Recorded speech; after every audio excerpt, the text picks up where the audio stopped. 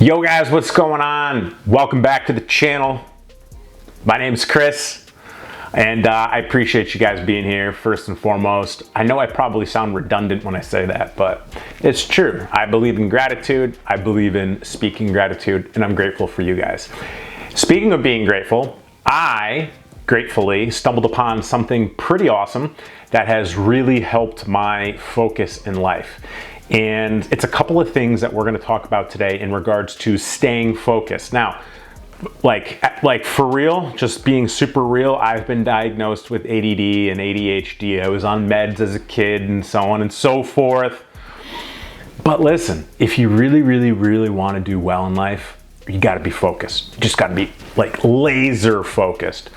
And I'm going to give you 3 tips today on how you can do that too. If I could do it, you could do that. Before we get started, smash that like button and consider subscribing. And if you really want to help us out, drop a comment about how unfocused or focused you are and help YouTube push this show out to everybody else by liking, commenting, and subscribing. All right, let's get into it. All right, so I put together a few things for you guys today, 3 things to be exact. And those 3 things have helped me considerably when it comes to being focused.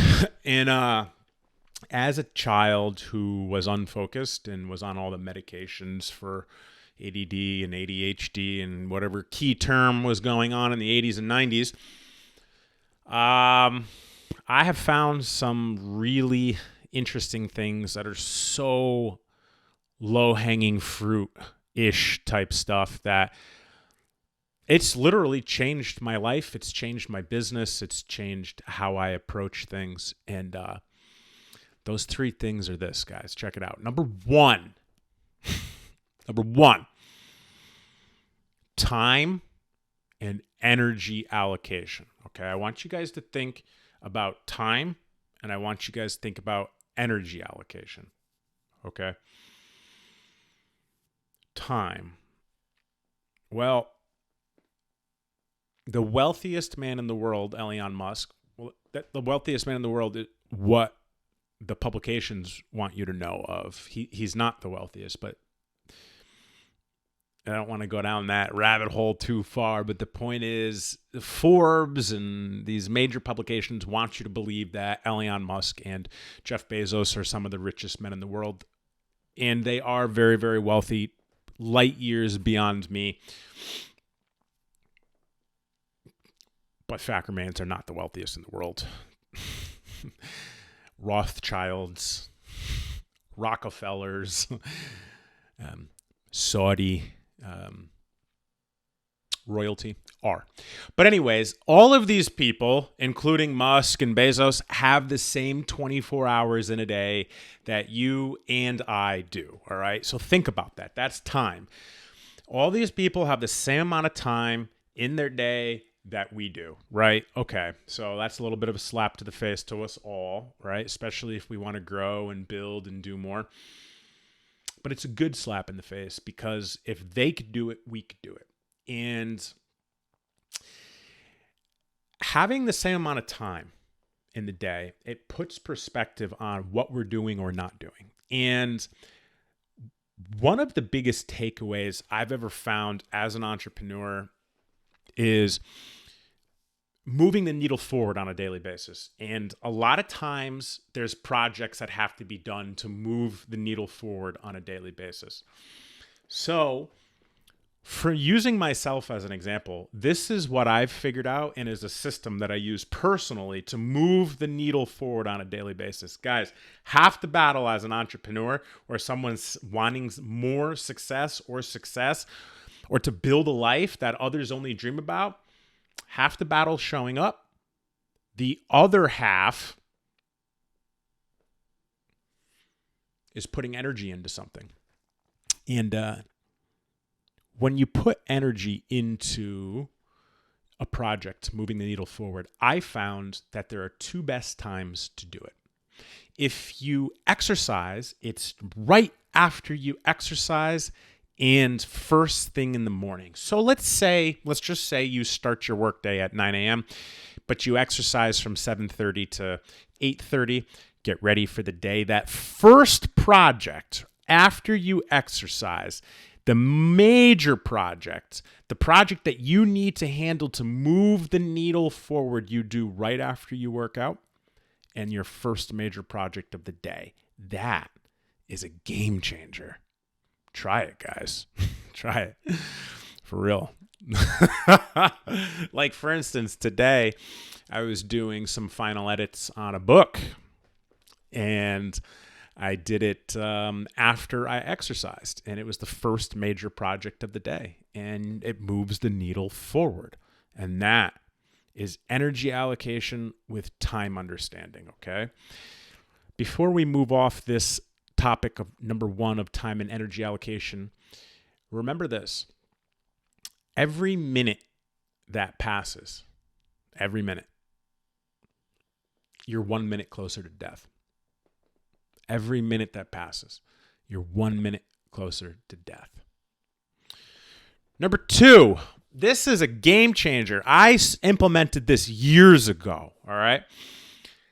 I'll tell you what, this thing is the biggest time and energy waster known to mankind in 2022, all right? And a few years ago, something that I started doing that I would highly recommend, and is the number 2 here, is turn off all your notifications. Just turn them off, right? You have to manually go into each app that you have and turn them off, right? So to put it into perspective, a couple of years ago, I turned off all my notifications, and all of a sudden, I stopped being a slave to the text messages. I stopped being a slave to the phone calls. I stopped being a slave to the Facebook, to the Instagram, to the LinkedIn, to the YouTube, to the podcast notifications. Because I would always find myself like looking at my phone and like checking notifications and so on and so forth when they came in. But I turned all those notifications off. And I allocate my time, which I'm teaching you to allocate your time, to go to your phone when you're ready, rather than letting the phone dictate what you are doing and when you are doing it, right? The only notification that you can't shut off is the phone itself when someone calls you. To take it a step further, I only pick up the phone if I know who's calling me and I have the ability to get into a conversation. For instance, say someone called me right now while I'm recording this show. I'm not going to answer it. But if I'm not in the middle of a project and maybe I'm going to the doctors to get adjusted, going to the chiropractors to get adjusted, I'll take a phone call if it comes in. I'm not being a slave to it. I'm free. I can handle it. But not having notifications on and not being bothered by the notifications and phone calls is life-changing. Okay, number 3. I've recently found this one out. And it's night and day game changer, especially when it comes to moving the needle forward. Phone's off. Completely. It's off.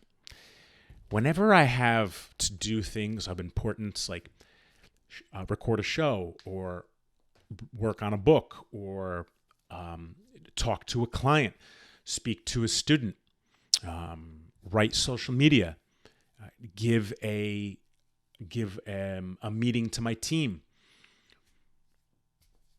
be around my family, I shut it off. And now not even the phone call could get through. But I didn't shut it off.